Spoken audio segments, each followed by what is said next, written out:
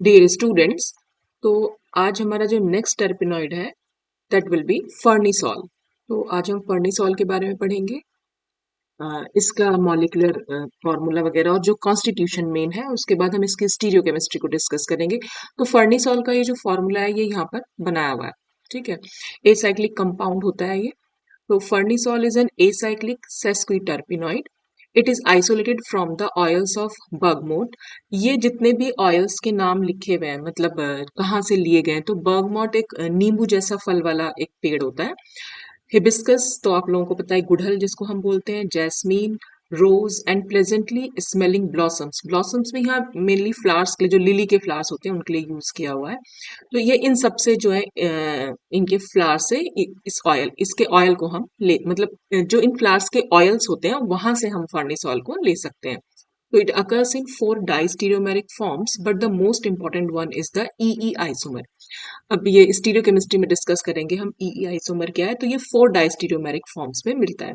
तो अब देखते हैं इसका कॉन्स्टिट्यूशन। तो सबसे पहले मॉलिक्यूलर फॉर्मूला जो होता है C15H26O, ठीक, वो जो हमें एलिमेंटल एनालिसिस और मॉलिक्यूलर वेट डिटर्मिनेशन से मालूम पड़ा। फिर हम देखते हैं इसमें कोई डबल बॉन्ड प्रेजेंट है कि नहीं, तो उसके लिए हम कराते हैं इसका हाइड्रोजनेशन और ब्रोमिनेशन, जैसे कि अभी तक हम कराते आए हैं। ये बाकी जो पहले मैंने डिस्कस किए कंपाउंड्स उन सब में डिस्कस किया हुआ है आपसे। तो क्योंकि ये 3 हाइड्रोजन को ऐड कर लेता है या 3 ब्रोमीन को ऐड कर लेता है, तो जब जितने वो ब्रोमीन या जितने हाइड्रोजन को ऐड करेगा उतने उसके अंदर डबल बॉन्ड होंगे। तो इसका मतलब हमें यहाँ पर पता चला कि फर्निसॉल के पास 3 डबल बॉन्ड्स हैं, क्योंकि उसने 3 मोल्स ऑफ हाइड्रोजन और 3 मोल्स ऑफ ब्रोमीन को ऐड किया, ठीक। Absorption maximum of the farnesol is 196 nm। अब क्योंकि इसकी एब्जॉर्प्शन मैक्सिमम, यानी जब हमने यूवी स्पेक्ट्रोस्कोपी की हेल्प ली तो वहां से हमें इसकी एब्जॉर्प्शन मैक्सिमम मालूम पड़ी 196। और 196 nm ये शो करता है, this shows that all the 3 double bonds are isolated in nature. Isolated का मतलब, जैसे कि आप देखिए फर्निसॉल का स्ट्रक्चर यहाँ सबसे ऊपर बना ही रखा है। तो देखिए ये पहला डबल बॉन्ड है, ठीक। फिर ये दूसरा डबल बॉन्ड है और 2 डबल बॉन्ड के बीच में आप 3 सिंगल बॉन्ड देख रहे हैं। तो इसका मतलब ये नेचर में आइसोलेटेड है। ऐसे ही जो तीसरा वाला डबल बॉन्ड है और दूसरा वाला डबल बॉन्ड, उसके बीच में भी 3 सिंगल बॉन्ड है। तो देखिए अगर डबल बॉन्ड हो, फिर सिंगल बॉन्ड हो और फिर डबल बॉन्ड हो, फिर सिंगल बॉन्ड हो, फिर डबल बॉन्ड हो, यानी अगर 2 डबल बॉन्ड एक सिंगल बॉन्ड से सेपरेटेड होते हैं तो ऐसे डबल बॉन्ड्स को हम कॉन्जुगेटेड डबल बॉन्ड बोलते हैं। लेकिन अगर 2 डबल बॉन्ड के बीच में दो एक से ज्यादा सिंगल बॉन्ड्स है, इस तरह से हो, कुछ इस तरह से हो, एक से ज्यादा सिंगल बॉन्ड्स हो अगर 2 डबल बॉन्ड्स के बीच में, तो ऐसे डबल बॉन्ड्स को हम आइसोलेटेड बोलते हैं। तो फर्निसॉल में आइसोलेटेड डबल बॉन्ड्स प्रेजेंट होते हैं, ठीक। फिर अब क्योंकि ऑक्सीजन है तो उसका नेचर हमें करना पड़ेगा कि वो नेचर में हाइड्रोक्सिल है या वो कीटोनिक ग्रुप के रूप में प्रेजेंट है। तो farnesol on oxidation with manganese dioxide gives an aldehyde, farnesal. तो जब हमने फर्निसॉल को ऑक्सीडाइज किया विद MnO2 तो उसने एक एल्डिहाइड दिया और एल्डिहाइड का नाम था फर्निसल और उसका फॉर्मूला था C15H24O। तो this reaction shows that the hydroxy group is a primary hydroxyl group. क्योंकि ये बात मैं आपको कई बार बता चुकी हूँ, अगर प्राइमरी हाइड्रोक्सिल ग्रुप होता है, अगर हम उसको ऑक्सीडाइज कराएंगे तो हमेशा एल्डिहाइड मिलेगा। अगर सेकेंडरी होगा तो उससे हमें कीटोन मिलेगा, ठीक है। तो इससे हमें, क्योंकि यहाँ पर हमें एल्डिहाइड मिल रहा है इसका ऑक्सीडेशन कराने से, तो इसलिए हमें मालूम पड़ रहा है कि ये प्राइमरी हाइड्रोक्सिल ग्रुप है। This oxygen of the farnesol is present in the form of primary hydroxyl group. जैसे कि फर्निसॉल को अगर हम क्रोमिक एसिड के साथ भी यूज कर रहे हैं तो वो फर्निसल यानी एल्डिहाइड में चेंज हो रहा है। तो इसलिए हमें मालूम पड़ा कि इसमें CH2OH ग्रुप जो है वो प्रेजेंट है, वही CH2OH ग्रुप जो है वो CHO में चेंज हो रहा है। तो सिंस फर्निसॉल कंटेन्स 3 डबल बॉन्ड्स, अभी तक हमें क्या मालूम पड़ा कि उसके पास 3 डबल बॉन्ड है और एक हाइड्रोक्सिल ग्रुप है। तो molecular formula fully saturated parent hydrocarbon का क्या बन जाएगा, C15H32। ये बात मैं आपको पहले बता चुकी हूँ। एक डबल बॉन्ड के लिए हमें 2 हाइड्रोजन ऐड करनी होती है, तो यहाँ पर 3 डबल बॉन्ड है तो इसलिए हमें 6 हाइड्रोजन जो है इसके मॉलिक्यूलर फॉर्मूला में ऐड करनी पड़ेंगी। इसलिए यहाँ पर ये 32 हो गया है, H32 हो गया है। तो ये जब मॉलिक्यूलर फॉर्मूला है ये किसके कॉरेस्पॉन्डिंग है, CnH2n+2। और ये CnH2n+2 किसके लिए होता है, एसाइक्लिक कंपाउंड्स के लिए। ये मैंने अपने इनिशियल वीडियोस में बताया था आपको कि आप मॉलिक्यूलर फॉर्मूला की हेल्प से ये बता सकते हैं कि कंपाउंड आपका एसाइक्लिक है या बाईसाइक्लिक है या ट्राईसाइक्लिक है। Therefore farnesol must be an acyclic compound. तो यहां से हमें ये मालूम पड़ा कि फर्निसॉल जो है एसाइक्लिक कंपाउंड है, यानी कोई रिंग इसमें प्रेजेंट नहीं है। फिर ये जो एल्डिहाइड बना था फर्निसल, फर्निसल फॉर्म्स ऑक्साइन विद हाइड्रोक्सिलामीन। जाहिर सी बात है अगर एल्डिहाइड ग्रुप होगा तो वो ऑक्साइन बनाएगा, यानी कार्बोनिल जो ग्रुप होते हैं वो ऑक्साइन बनाते हैं हाइड्रोक्सिलामीन के साथ। ये बात भी मैं आपको पिछली बार कई वीडियो में बता चुकी हूँ। तो this oxime on dehydration with acetic anhydride gives a corresponding nitrile. देखो ये फर्निसॉल था, फर्निसॉल के ऑक्सीडेशन से हमें एल्डिहाइड मिला, एल्डिहाइड ने वही हाइड्रोक्सिल एमीन के साथ रिएक्शन करी तो ऑक्साइन बनाया, और इस ऑक्साइन का डिहाइड्रेशन अगर हम कराएं AC2O के साथ यानी एसिटिक एनहाइड्राइड के साथ, तो क्या होगा, यहाँ से एक H, ये H और ये OH यहाँ से निकल जाता है, और C और N के बीच में आ जाएगा ट्रिपल बॉन्ड। ठीक है, H प्लस की तरह निकलेगा, OH माइनस की तरह निकलेगा। तो इस कार्बन पर नेगेटिव चार्ज आएगा और नाइट्रोजन पर पॉजिटिव चार्ज आएगा, तो ये नेगेटिव पॉजिटिव बॉन्ड बना लेते हैं, तो इसलिए हमें नाइट्राइल मिलता है यहाँ पर। ठीक है, फिर इस नाइट्राइल की अगर हम एल्कलाइन हाइड्रोलिसिस कराते हैं तो हमें एक एसिड मिलता है। देखो एक चीज ध्यान रखना, ये बात शायद मैंने पहले वीडियोस में बताई है, CN ग्रुप जब भी कभी हाइड्रोलिसिस होती है CN की, तो वो हमेशा एसिड और अमोनिया बनाते हैं। ठीक है, तो ये CN ग्रुप जो है वो COH ग्रुप में चेंज हो जाएगा, और फिर फर्निसनिक एसिड हमें देगा कीटोन और फिर एसिटिक एसिड।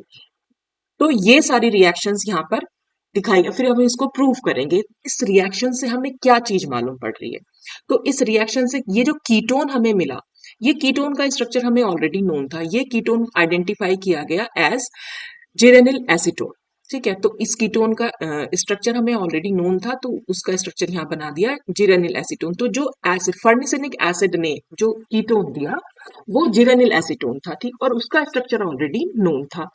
तो this ketone has 2 carbon atom less than its precursor farnesenic acid. देखो फर्निसनिक एसिड के बाद पास थे C14 और एक C ये वाला, यानी कुल मिलाकर C15 थे, यानी कार्बन 15 थे। और यहाँ पर अगर हम कीटोन की बात करें तो इसमें कार्बन 13 थे। ठीक है, यानी 2 कार्बन एटम कम थे। तो इससे क्या मालूम पड़ा, this shows that farnesenic acid is converted into geranyl acetone by dealdolisation, which is a characteristic reaction of alpha beta unsaturated carbonyl compounds.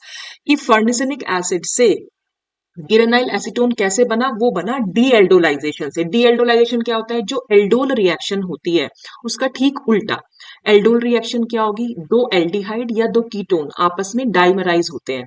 ठीक है, और यहाँ पर क्या हो रहा है, यहाँ पर ठीक उसका उल्टा हो रहा है, और डाइमराइजेशन के बाद वहां पर alpha beta unsaturated carbonyl compounds बनते हैं। ठीक, और यहाँ उसका ठीक उल्टा हो रहा है, तो वो जो alpha beta unsaturated carbonyl compound है उससे हमें कीटोन मिल रहा है।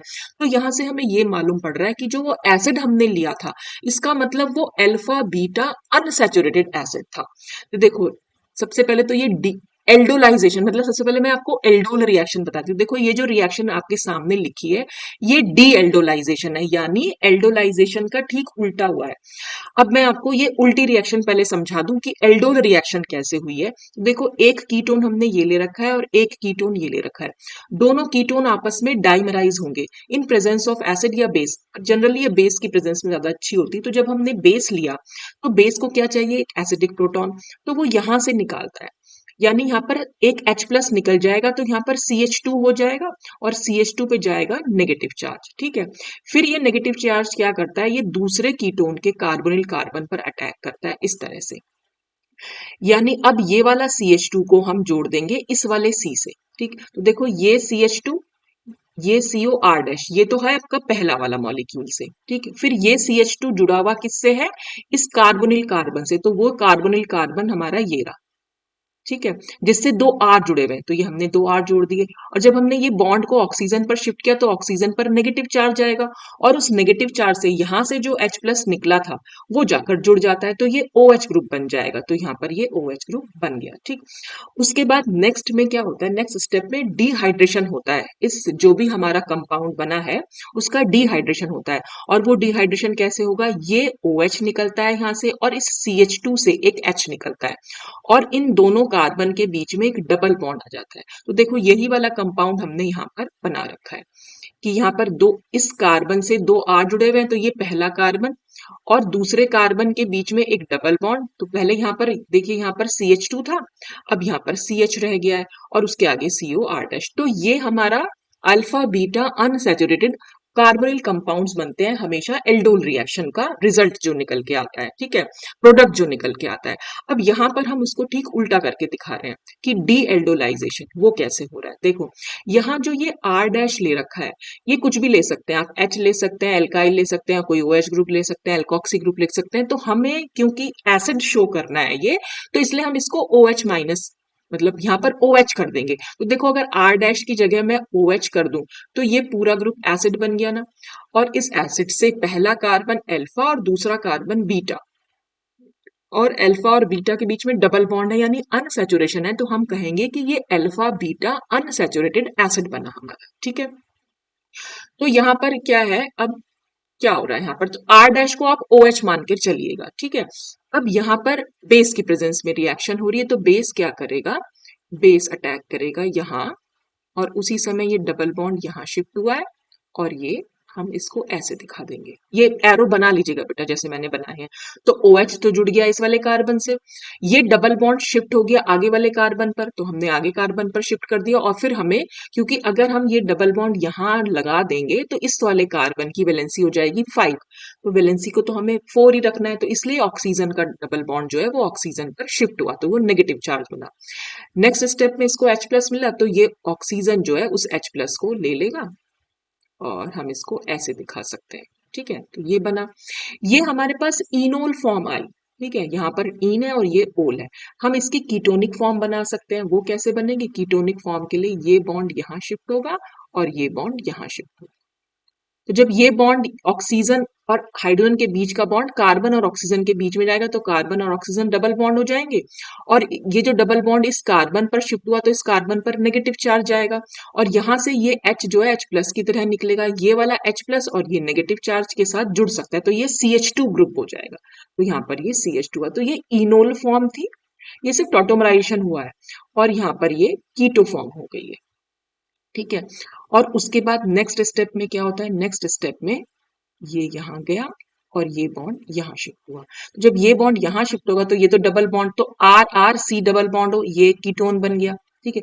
CH2 पर ये बॉन्ड शिफ्ट हुआ तो CH2 पर आया नेगेटिव चार्ज, और यहाँ से ये H प्लस, तो जब ये H प्लस निकलेगा और ये CH2 नेगेटिव तो ये CH3 बन जाएगा, तो ये CH3COR डैश अलग हो जाएगा।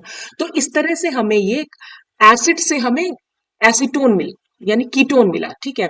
और हमें अपना कीटोन पहले से मालूम है कि वो गिरेनाइल एसीटोन है, तो हम उससे अपना एसिड बना सकते हैं बहुत इजीली। कैसे, देखो गिरेनाइल एसीटोन के स्ट्रक्चर में आप देखो ये डबल बॉन्ड O है, ठीक है। डबल बॉन्ड O से एक साइड तो ये CH3 ग्रुप जुड़ा हुआ है, और एक साइड ये पूरे की पूरे, ये जो इतना लंबा स्ट्रक्चर, मेरा पेन कहाँ गया, ये पूरा स्ट्रक्चर जुड़ा हुआ है, ठीक है। तो आप इसको कैसे समझ सकते हैं, इस आर आर ये वाले कंपाउंड से इसको आप मतलब एक मैच करके देखिए। मैं इसको ऐसे लिख सकती हूँ, डबल बॉन्ड इधर आर और इधर भी आर, यानी ये वाला जो आर है वो इतना बड़ा ग्रुप है, और ये जो CH3 है इसको भी मैंने यहाँ पर आर करके लिख दिया, ठीक। अब आप देखो इससे आप एसिड का स्ट्रक्चर कैसे बनाओगे, हमें इससे एसिड का स्ट्रक्चर पता लगाना है, क्योंकि गिरेनाइल एसीटोन का स्ट्रक्चर हमें पता है, बस हमें उससे एसिड का स्ट्रक्चर पता लगाना है। तो हमने क्या करा, जो भी हमारा एसिड बना था बस उसका डी एल्डोलाइजेशन करा, तो उससे हमें गिरेनाइल एसीटोन मिला। अब इसी से हम इसका स्ट्रक्चर कैसे बना सकते हैं, देखो हमें क्या करना है, एक सेकेंड पहले मैं इरेज कर, ये RRC, ठीक है, वो हमें यहां से मिला है, ये RRC, ठीक है। डबल बॉन्ड O, अब डबल बॉन्ड की जगह आपने ये पूरा डबल बॉन्ड से आगे ऑक्सीजन के जगह पर आपको ये ऐड कर देना है, ठीक है। तो यानी ये ऑक्सीजन में यहां से हटा दूं और ऑक्सीजन की जगह मैं लिख दूं यहाँ पर CH, और CH से जोड़ दूं C, डबल बॉन्ड O, और R डैश को तो हमने OH मान लिया था तो मैं लिख दूंगी OH। तो ये स्ट्रक्चर हमारा हमारे एसिड का आ गया जो फर्नेसेनिक एसिड बना था, फर्नेसेनिक एसिड से ही, क्योंकि हमें एसीटोन मिला थ्रू डीएल्डोलाइजेशन। तो बस हमने क्या करा, गिरेनाइल एसीटोन से स्ट्रक्चर पता लगा लिया अपने एसिड का।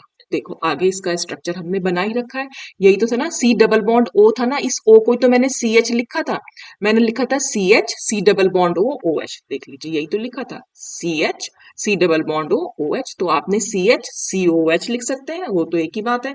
तो बस ये यहाँ पर इसका स्ट्रक्चर हमें फर्निसनिक एसिड का मिल गया। जब हमें फर्निसनिक एसिड का मिल गया फिर तो हम अपने अल्कोहल का भी बना सकते हैं, क्योंकि अल्कोहल ही तो ऑक्सीडाइज होकर एसिड ग्रुप में चेंज हुआ। अल्कोहल से पहले एल्डिहाइड मिला, एल्डिहाइड फिर एसिड में चेंज हुआ, तो हमने क्या करा, ये COH ग्रुप को अगर हम रिड्यूस करा दें तो ये CH2OH में तो चेंज होगा। तो बस ये यहाँ पर ये क्या चीज है, दो H जुड़े हुए हैं, यानी ये CH2 ग्रुप है, CH2OH, तो ये COH ग्रुप की जगह हमने CH2OH कर दिया, तो हमें फिर फर्निसॉल का स्ट्रक्चर भी मालूम पड़ गया, मतलब हम इस तरह से बना सकते हैं। और फिर जो ये अभी हमने रिएक्शंस लिखी थी, ये पहले वाली स्लाइड्स में ना, ये वाली रिएक्शंस जो सबसे नीचे लिखी हुई है कि फर्निसॉल से फर्निसल, फिर फर्निसल ऑक्साइन, फिर फर्निसल नाइट्राइल, ये सब कैसे बना। अब हमें जब स्ट्रक्चर हमने पता लगा लिया तो हम स्ट्रक्चर के बेसिस पर इसको बता सकते हैं। तो ये तो हमारा फर्निसॉल था नंबर 1, इसका हमने फिर ऑक्सीडेशन कराया, तो ये CH2OH ग्रुप क्या होगा, ऑक्सीडेशन से एसिड, सॉरी एल्डिहाइड में पहले चेंज होगा, तो ये CHO में चेंज हो गया। एल्डिहाइड का हमने हाइड्रोक्सिल अमीन के साथ रिएक्शन कराया, हाइड्रोक्सिल अमीन के साथ रिएक्शन मैंने आपको कई बार बताई हुई है कि इसमें क्या होगा, मैं लिख देती हूँ NH2OH, तो ये H2 और ये ऑक्सीजन यहाँ से निकल जाएगा, और ये CH से डबल बॉन्ड NaOH जुड़ NOH सॉरी NOH जुड़ जाता है, और ये हो गया ऑक्साइन।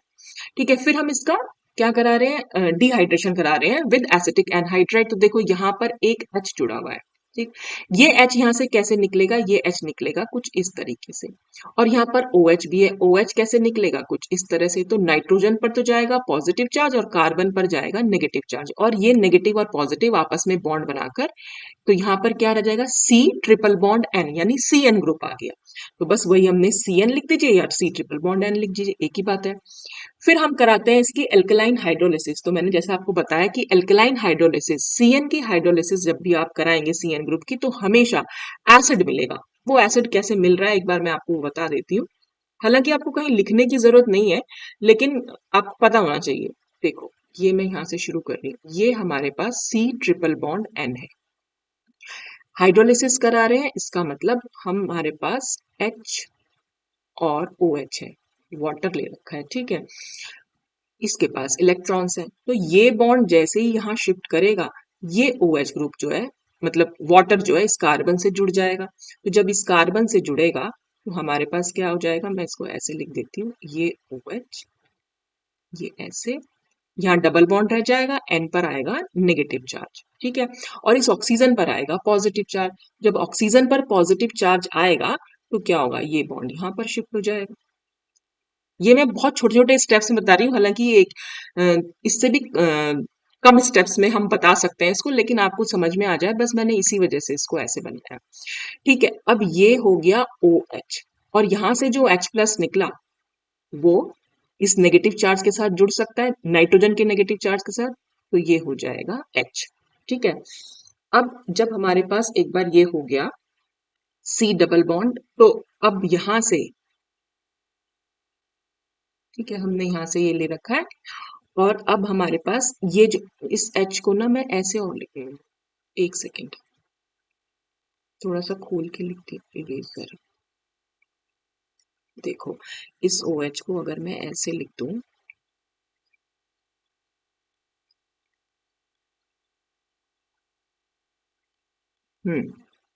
ये ऐसे, ठीक।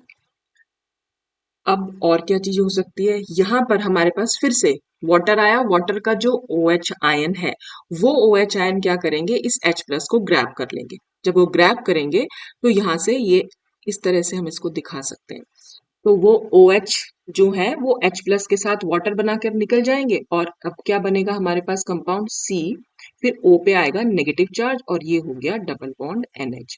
फिर हम इसकी एक रेजोनेटिंग फॉर्म बना सकते हैं, इसको ऐसे मूव करा दें और इसको ऐसे मूव करा दें, तो हमारे पास क्या बनेगा, C सिंगल बॉन्ड N पे नेगेटिव चार्ज, और ये H, और यहाँ पर डबल बॉन्ड O। ठीक है, फिर से वही होगा कि हमारे पास वाटर तो है ही, वाटर का OH आयन फिर से अटैक करेगा। मैं खाली OH आयन की बात कर रही हूँ, हालांकि पूरा वाटर ही अटैक करता है।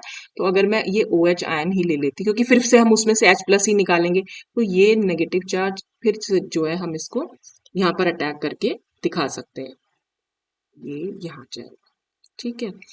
और उसी समय क्या होगा, ये जब अटैक करेगा तो ये डबल बॉन्ड यहाँ मूव करेगा, तो ये C से तो OH जुड़ा, ये सिंगल बॉन्ड है, ये NH पे जो हमारा नेगेटिव चार्ज है, क्योंकि OH आयन तो यहाँ जुड़ गया, उस नेगेटिव चार्ज से वो H प्लस जुड़ जाएगा, तो ये NH2 हो जाएगा, ठीक है। और यहाँ पर O पे नेगेटिव चार्ज है, तो जब ये नेगेटिव चार्ज यहाँ वापस आता है, तब ये जो है NH2 माइनस यहाँ से निकल जाएगा। तो ये ग्रुप हमारा C डबल बॉन्ड O और OH में चेंज हो गया, और जो NH2 माइनस निकला होगा वो H प्लस वाटर से लेकर NH3 बना लेगा। तो इस तरह से CN ग्रुप जो है वो COH ग्रुप में चेंज हो जाता है। तो ये हमारे पास COH ग्रुप मिल जाएगा। और बस COH, जब हमें एक फर्निसिनिक एसिड मिला, तो फर्निसिनिक एसिड से हमने गिरेनाइल एसीटोन कैसे बनाया, डीएल्डोलाइजेशन के थ्रू, वो तो मैंने आपको अभी बताया ही है। तो इस तरह से हम वो सारी जो स्ट्रक्चर की जो भी हमने रिएक्शंस लिखी थी, वो सारी रिएक्शंस को हम एक्सप्लेन कर सकते हैं, ठीक है। अब फाइनली हम क्या करेंगे, अपने फर्निसॉल को के स्ट्रक्चर को कंफर्म करेंगे उसकी सिंथेसिस के थ्रू। तो उसके लिए हमने शुरू में एसिटिलीन लिया, एसिटिलीन की को रिएक्ट कराया Na और NH3 से, जिससे कि हम अपना कार्बन न्यूक्लियोफाइल बना सकें। ये रिएक्शन जो स्टार्टिंग की 3-4 है ना, वो मैंने आपको सिट्रल में समझाई थी। सिट्रल में बिल्कुल सेम यही हुआ था। एसिटिलीन थोड़ा सा नेचर में एसिडिक होती है, तो यहाँ से वो H प्लस निकाल देगी, H प्लस निकालेगी तो C पर आएगा नेगेटिव चार्ज। और ये बॉन्ड मैंने फिर से गलती से बना दिया है, या तो आप चार्ज दिखा दीजिए या फिर आप बॉन्ड दिखा दीजिए। तो सी पर नेगेटिव चार्ज, और क्योंकि सी पर नेगेटिव चार्ज है और Na पर पॉजिटिव चार्ज है, तो वो दोनों आपस में जुड़कर रह सकते हैं। एक्चुअल में मेन पर्पस था हमारा कार्बन न्यूक्लियोफाइल बनाना। और जब ये कार्बन न्यूक्लियोफाइल बनेगा तो इसका नेगेटिव चार्ज जो है अटैक करेगा इस कार्बोनिल कार्बन पर। एसीटोन की रिएक्शन है और ये यहां पर जाएगा। तो हमने क्या करा है, इस वाले कार्बन से जोड़ दिया है इस वाली स्पीशीज को, यानी ये हमारा वो कार्बन था, इस कार्बन से ये दो CH3 ग्रुप जुड़े हुए थे, ठीक है। जब हमने बॉन्ड को शिफ्ट कराया तो O माइनस हो गया था, और O माइनस होने के बाद जो H प्लस स्टार्टिंग में निकला था वो H प्लस यहाँ जुड़ सकता है, तो वो OH हो जाएगा। और इस कार्बन का बॉन्ड बनेगा इस नेगेटिव वाले कार्बन के साथ, यानी ये जब हमने देखो बॉन्ड ऊपर शिफ्ट कराया ना, कार्बन और ऑक्सीजन, ऑक्सीजन पर तो नेगेटिव चार्ज गया था, और इस कार्बन पर आया पॉजिटिव चार्ज, और ये वाला पॉजिटिव चार्ज और इस कार्बन का नेगेटिव चार्ज वो आपस में जुड़ जाते हैं। तो ये वो कार्बन है जो हमारा कार्बन न्यूक्लियोफाइल था, और ये कार्बन इस CH से जुड़ा हुआ है ट्रिपल बॉन्ड के थ्रू, तो यहाँ पर CH है। तो इस तरह से ये स्ट्रक्चर हमारा बन के आया। फिर हम क्या करेंगे, H2PDBSO4, यानी कि हम इसका क्या करा रहे हैं, हाइड्रोजनेशन या रिडक्शन करा रहे हैं, और पार्शियल रिडक्शन करा रहे हैं। ट्रिपल बॉन्ड को सिर्फ डबल बॉन्ड में चेंज कर रहे हैं। ये सब कुछ मैं आपको सिट्रल में एक्सप्लेन कर चुकी हूँ। तो ट्रिपल बॉन्ड का ये डबल बॉन्ड बन जाएगा। उसके बाद हम नेक्स्ट स्टेप में ट्रांस एस्टरिफिकेशन कराएंगे। देखो ट्रांस एस्टरिफिकेशन में जनरली क्या होता है, ये जो मिथाइल अल्कोहल है यहाँ से वो रिमूव हो जाता है। तो अब हम क्या कर रहे हैं, यहाँ पर ये रिएक्शन हुई कैसे होगी, देखो यहाँ ऑक्सीजन के ऊपर लोन पेयर ऑफ इलेक्ट्रॉन है, वो अटैक करेगा इस वाले कार्बन पर, और यहां से ये बॉन्ड यहाँ शिफ्ट हुआ, यानी OH जो है यहाँ से माइनस की तरह निकलेगा। और देखो जब ये बॉन्ड यहाँ शिफ्ट हुआ तो इस कार्बन पर आया होगा पॉजिटिव चार्ज, और इसी पॉजिटिव चार्ज को ऑक्सीजन ने अपने इलेक्ट्रॉन देकर यहाँ से बॉन्ड बनाया है। तो जब ये ऑक्सीजन इसके साथ बॉन्ड बना लेगा तो ऑक्सीजन पर पॉजिटिव चार्ज आएगा, और ऑक्सीजन अपना पॉजिटिव चार्ज भी खत्म करेगा। और वो पॉजिटिव चार्ज कैसे खत्म करेगा, यहाँ से CH3 प्लस की तरह निकलेगा, यानी ये O है और ये CH3 है, और इस पर पॉजिटिव चार्ज है, तो ये कुछ इस तरह से निकला है। तो CH3 पॉजिटिव तरह का निकला और OH माइनस की तरह निकला, दोनों मिलकर मिथाइल अल्कोहल बना लेंगे। और फिर हमारा जो स्ट्रक्चर बन के आएगा वो कुछ ऐसा आएगा। देखो यहाँ पर क्या हो रखा है, ये वाला कार्बन जिससे कि ये वाला ऑक्सीजन जुड़ा हुआ है, तो वो ये कार्बन है, इसी कार्बन से तो दो मिथाइल ग्रुप जोड़ रखे हैं, ये और ये, ठीक है। तो यहाँ पर भी ये और ये जोड़ रखा है, ठीक। और इसी कार्बन से हमने क्या दिखा रखा है, एक बॉन्ड और फिर डबल बॉन्ड, ये एक बॉन्ड और फिर ये डबल बॉन्ड, ठीक है।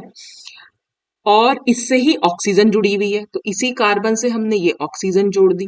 और इस ऑक्सीजन से क्या जुड़ा हुआ है, एक ऐसा कार्बन जो एक तरफ डबल बॉन्ड है और एक तरफ मिथाइल ग्रुप है। तो ये ऐसा कार्बन जो एक तरफ डबल बॉन्ड है और एक तरफ सिंगल, मतलब एक तरफ ये मिथाइल ग्रुप हो गया और इस तरफ ये CH2। तो ये स्ट्रक्चर जो है यहाँ पर बन के आ गया, मतलब प्रोडक्ट हमें जो मिला ये मिला। एक बार मैं इसको फिर से इरेज कर देती हूँ। आई होप कि आपको समझ में आया होगा। आपने सिर्फ ये करना है, ये बॉन्ड और ये बॉन्ड मिला देना बस, और ये CH3 यहाँ से हटा देना है। तो यही चीज यहाँ पर दिखा रखी है।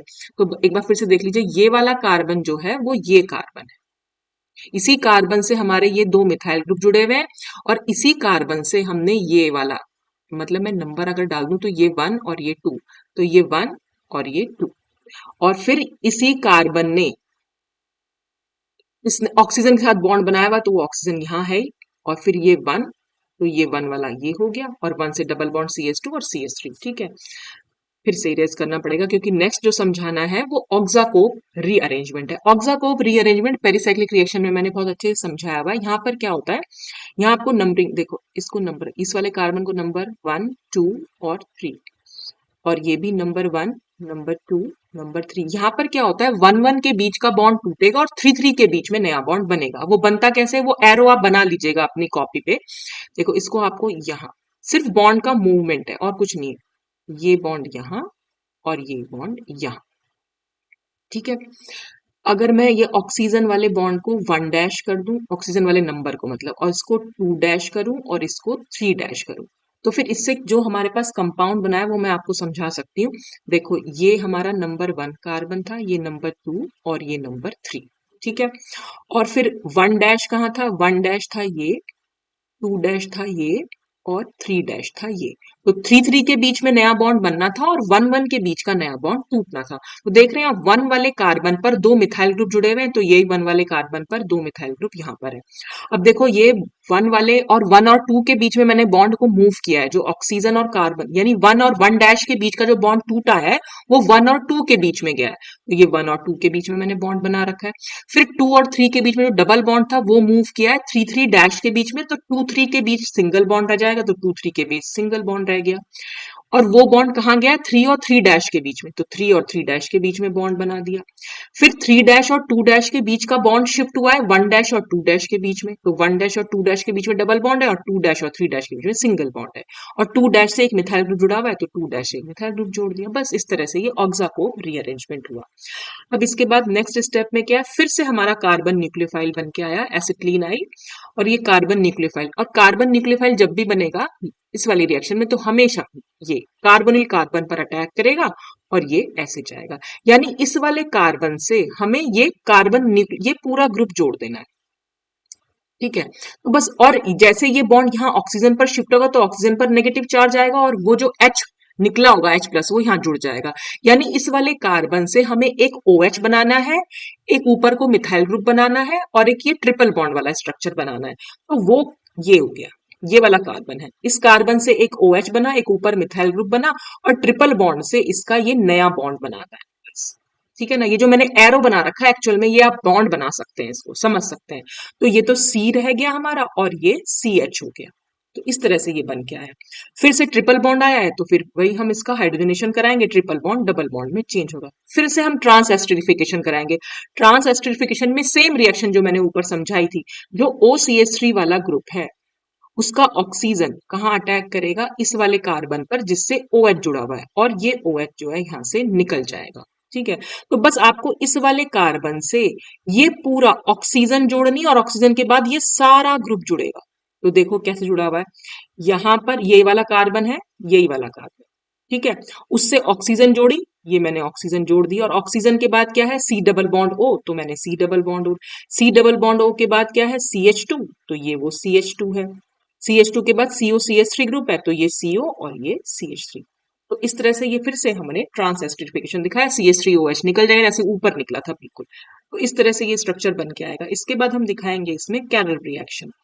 अब ये कैरल रिएक्शन क्या होती है, इसमें क्या हो रहा है चेंज। अब मैं जो एरो बना रही हूँ बेटा, पहले वो एरो बना लेना। ये डबल बॉन्ड शिफ्ट होगा यहाँ, ठीक, ये बॉन्ड शिफ्ट होगा यहाँ, और ये वाला बॉन्ड शिफ्ट होगा यहाँ। अब मैं एक बार ना इस पे नंबर डाल देती हूँ, पहले तो आप ये एरो बना लीजिए। ठीक है। ये हुआ क्या है, देखो ये जो डबल बॉन्ड था, मैं इस डबल बॉन्ड को ऐसे बना दी, ये मैंने अगर मैं इस वाले कार्बन पर शिफ्ट कर दूं तो ये सिंगल बॉन्ड हो जाएगा, यहाँ पर नेगेटिव चार्ज और यहाँ पर पॉजिटिव चार्ज। ठीक है। अब ये क्या गया है, ये नीचे जो बॉन्ड बना हुआ है ऐसे ऐसे, ये डबल बॉन्ड ओ और ये ऐसे, यहां से ये बॉन्ड जो है इस वाले कार्बन पर शिफ्ट हुआ, ये वाले कार्बन पर। ठीक है। अब यहां से ये वाला बॉन्ड मूव किया है, ये वाला बॉन्ड गया है इधर की साइड, यानी कि देखो ये बॉन्ड जो है यहां से टूट गया है, ये समझ लीजिए ये बॉन्ड टूटा, और ये डबल बॉन्ड जब यहां शिफ्ट होगा तो ये यहाँ, तो ये क्या निकला है, ये CO2 निकल गई है, सी डबल बॉन्ड हो और ऊपर भी डबल बॉन्ड हो, तो ये पूरा ग्रुप जो है यहाँ से निकल चुका है, और ये वाला बॉन्ड यहाँ शिफ्ट हो गया है, ये ऐसे, और यहां से ये बॉन्ड यहां से हट गया है, और इनके बीच में एक नया बॉन्ड बन गया। एक बार मैं फिर से बता देती हूँ। देखो ये मैंने एक्चुअल में ये यहाँ शिफ्ट किया ऐसे करके, ठीक है, उसी को मैंने दिखा रखा है कि ये डबल बॉन्ड यहाँ शिफ्ट हुआ है, यानी यानी ये हुआ है, फिर से डबल, अब मैं डायरेक्ट बॉन्ड ही बना के दिखा देती हूँ, यहां से ये डबल बॉन्ड हट गया और ये बॉन्ड यहाँ आ गया। ठीक है। और ये वाला बॉन्ड यहाँ किसका है, तो यहाँ डबल बॉन्ड आ गया, और ये जो CO2 है ये निकल गई है यहाँ से, तो ये सारे बॉन्ड भी यहाँ से हट गए। ठीक है। ये वाला बॉन्ड भी यहाँ से हट गया, ये स्ट्रक्चर जो अब बना है ये यहाँ पर बना रखा है, चाहे तो आप इसको नंबरिंग करके देख लो, ये 1, ये 2, ये 3, 4, 5, 6, और यहाँ है 7, फिर है 8, तो ये 1, 2, 3, 4, 5, 6, 7 और 8। देख रहे हैं 6 और 7 के बीच में डबल बॉन्ड आया था, वो कैसे आया था, क्योंकि वो ऑक्सीजन और कार्बन के बीच का बॉन्ड टूटा था। फिर 7 और 8 के बीच में पहले डबल बॉन्ड था, लेकिन अब वो सिंगल बॉन्ड हो गया, क्योंकि वो डबल बॉन्ड यहाँ नीचे वाले कार्बन से, यहाँ यहाँ जो कार्बन था उसके साथ बना लिया है, तो ये वो कार्बन था, और इस कार्बन से क्या जुड़ा हुआ है, बस इस कार्बन से ये CO और CH3 ग्रुप से जुड़े हुए हैं, तो वही CO और CH3 ग्रुप हमने यहाँ पर जोड़ के दिखा दिए हैं। ठीक। तो कैरल रिएक्शन में होता है, मतलब कार्बन डाइऑक्साइड निकलेगी और ये बॉन्ड जो है यहाँ पर शिफ्ट हो जाए, यहाँ पर ये जो CH2 ग्रुप था हमारा उससे यहाँ पर जाकर जुड़ गया है वो। आई होप कि आपको समझ में आया होगा।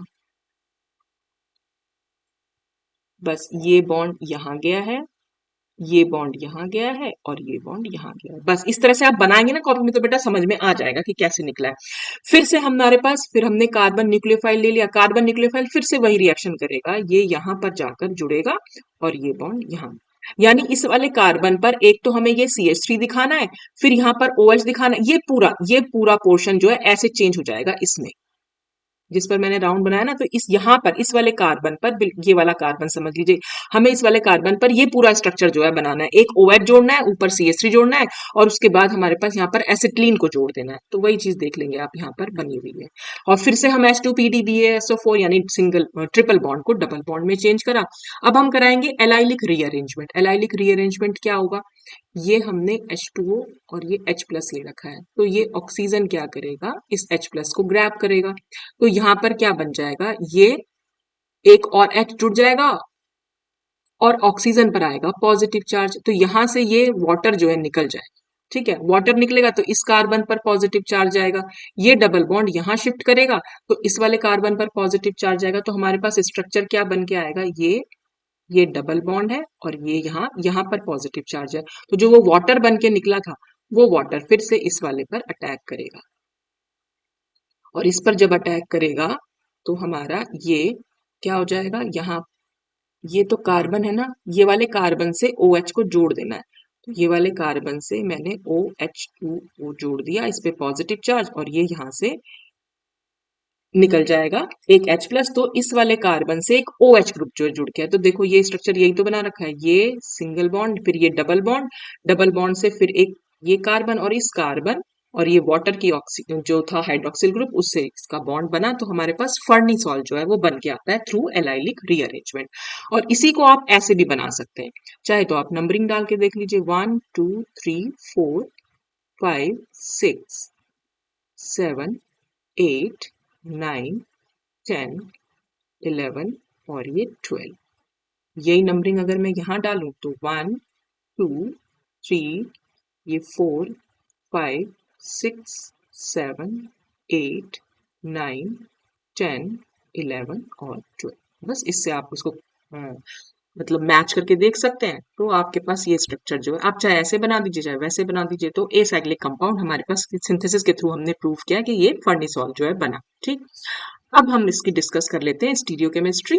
स्टीरियोकेमिस्ट्री से मैंने आपको शुरू में बताया कि 4 डाई स्टीरियोमेरिक फॉर्म्स में बनता है, एग्जिस्ट करता है। और ये सब डायस्टीरियोमर्स ये ज्योमेट्रिकल आइसोमर्स है, यानी हम इसमें ट्रांस और सिस वगैरह सब देखेंगे। और देखो इसमें जो है ये ई स्ट्रक्चर, ये वाला स्ट्रक्चर जो है सबसे ज्यादा मतलब यही कॉमनली हम यूज करते हैं। तो हम इसको ट्रांस ट्रांस फर्निसॉल क्यों बोल रहे हैं, बस वो देखना है आपने। देखो ये जो पहला वाला डबल बॉन्ड है, ये तो सारे ही स्ट्रक्चर में एक जैसा है। यहाँ पर भी देख लो, यहाँ भी देख लो, यहाँ भी देख लो, सब में एक जैसा स्ट्रक्चर बना हुआ है। बस ये जो दूसरा डबल बॉन्ड और जो तीसरा डबल बॉन्ड है, इसकी जो ज्योमेट्री है बस वो लिखी गई है। अब हम इसको ट्रांस क्यों बोल रहे हैं, देखो ये CH3 ग्रुप है और यहाँ पर ये जो है ग्रुप। अब आपको अगर किसी को ट्रांस कैसे बोलते हैं, जब हमारे सिमिलर ग्रुप्स जो होते हैं वो जो ऑपोजिट साइड्स हो। अब यहाँ पर ग्रुप्स तो सारे ही अलग अलग हैं, तब हम कैसे करेंगे, तब हम सिर्फ नंबरिंग देते हैं। तो नंबरिंग कैसे देंगे, देखो डबल बॉन्ड से एक साइड तो ये पूरा का पूरा ग्रुप जुड़ा हुआ है, ठीक है, तो यानी इसका तो मॉलिक्यूलर वेट ज्यादा होगा, तो इसको हम नंबर 1 देंगे और CH3 को हम नंबर 2 देंगे। ठीक है, अब यहाँ आ जाओ डबल बॉन्ड, यहाँ इस डबल बॉन्ड से ये पूरा ग्रुप जुड़ा हुआ है, तो फिर हम इसको नंबर 1 देंगे और H को नंबर 2 देंगे। अब आप देखो कि जो नंबर 1 है या नंबर 2 है, कुछ भी देख लीजिए, डबल बॉन्ड के ऑपोजिट साइड आ रहे हैं। ठीक है ना, ये मैंने ऐसे और ऐसे बनाया, तो इसको नंबर 1 मिला और इसको नंबर 1 मिला। तो डबल बॉन्ड के जब ऑपोजिट साइड सेम नंबर्स होते हैं तो वो होती है ट्रांसफॉर्म्स। ठीक है, इनको हम ई फॉर्म्स भी बोल सकते हैं। तो इसीलिए हम इसको कह रहे थे कि ये ई आइसोमर जो है, शुरू में जो बताया था ना कि ई आइसोमर जो होता है, ई मीन्स ट्रांस। हमेशा ट्रांस नहीं होता है, लेकिन मैक्सिमम टाइम जो है, कुछ कंपाउंड्स ऐसे भी हैं जिसमें थोड़ा उल्टा भी देखने को मिला, लेकिन मैक्सिमम टाइम हम ट्रांस को ई बोलते हैं। ठीक है, तो ये ई फॉर्म मिली, तो ट्रांस हमने इस सेंस में बोला है इसको। तो दोनों ही फॉर्म्स, दोनों ही बॉन्ड क्योंकि ट्रांस है, तो इसलिए हमने इसका नाम ट्रांस ट्रांस फर्निसॉल दिया। ठीक, तो आपको सिर्फ नंबरिंग करनी है। अब देखो यहाँ पर ये CH3 है, तो यहाँ पर नंबर 1 हम इसको देंगे और नंबर 2 इसको देंगे। यहाँ पर नंबर 1 इसको देंगे और नंबर 2 इसको देंगे। तो आप देख रहे हैं डबल बॉन्ड से सेम साइड पर नंबर 1 जा रहे हैं, तो इसलिए ये हमारा सिस हो गया। और ट्रांस का अगर हमें करना है, ये वाला ट्रांस क्यों हुआ, क्योंकि हम इसको नंबर 1 दे रहे हैं और ये नंबर 2 दे रहे हैं। यहाँ पे नंबर 1 हम इसको दे रहे हैं और नंबर 2 इसको दे रहे हैं, तो डबल बॉन्ड के ऑपोजिट साइड 1 और 2 जा रहे हैं, इसलिए ये ट्रांसफॉर्म हुई। ठीक, ऐसे यहाँ पर देख लीजिए। अब ये तो पता चल गया कि नंबर 1 और 2 किसको देना है, जो ज्यादा बड़ा बॉन्ड, ज्यादा बड़ा स्ट्रक्चर है उसको नंबर 1 देना है और छोटे वाले को नंबर 2 देना है। तो ज्यादा बड़ा स्ट्रक्चर ये है और ये 2, तो यहाँ डबल बॉन्ड के सेम साइड पर सेम नंबर है, तो इसलिए सिस हो गया। ऐसे यहाँ पर ये नंबर 1 है, ये नंबर 2 है, ये नंबर 1 है और ये नंबर 2 है। बॉन्ड को हम नंबर कर रहे हैं, बस ये ध्यान रखें। स्टीरियोकेमिस्ट्री का मेरे वीडियोस देख लीजिएगा, आपको ई और जेड जेड आइसोमर्स क्या होते हैं, सिस वाले को जेड बोलते हैं, ट्रांस वाले को ई बोलते हैं। तो ई जेड नॉमेनक्लेचर में ज्यादा अच्छे से समझाया हुआ है। आप लोगों ने शायद सिस पढ़ा भी होगा वैसे स्टीरियोकेमिस्ट्री। नॉर्मली हम सिस ट्रांस देखते थे ग्रुप्स के लिए, लेकिन अगर चारों ग्रुप्स हमारे पास डिफरेंट होते हैं तो फिर हम नंबरिंग करते हैं। ऐसे यहाँ पर आ जाएगा, ये नंबर 1 हो जाएगा, ये नंबर 2, ये नंबर 1 और ये नंबर 2 डबल बॉन्ड के ऑपोजिट साइड जा रहे हैं, इसलिए ट्रांस हो गया। ये नंबर 1, ये नंबर 2, ये नंबर 1 और ये नंबर 2, इस तरह इसको सिस बोल रहे हैं। तो ये सिस ट्रांस, ये भी सिस ट्रांस। बस इसमें चेंज इतना है कि जो इसमें सिस बॉन्ड है वो इसमें ट्रांस है, इसलिए दोनों का स्ट्रक्चर में थोड़ा सा डिफरेंस देखने को मिला। ये ट्रांस है तो यहाँ पर ये सिस है, यहाँ पे दोनों सिस सिस है और वहां पे दोनों ट्रांस ट्रांस है। तो मेनली जो हमारी ट्रांस ट्रांस फॉर्म होती है वो ज्यादा कॉमन है यहाँ पर। तो ये इसकी स्टीरियोकेमिस्ट्री थी। तो ये मैंने सारा फर्निसॉल खत्म हुआ। नेक्स्ट वीडियो में हम नेक्स्ट कंपाउंड डिस्कस करेंगे। तो आज के लिए बस इतना ही। Thanks for watching.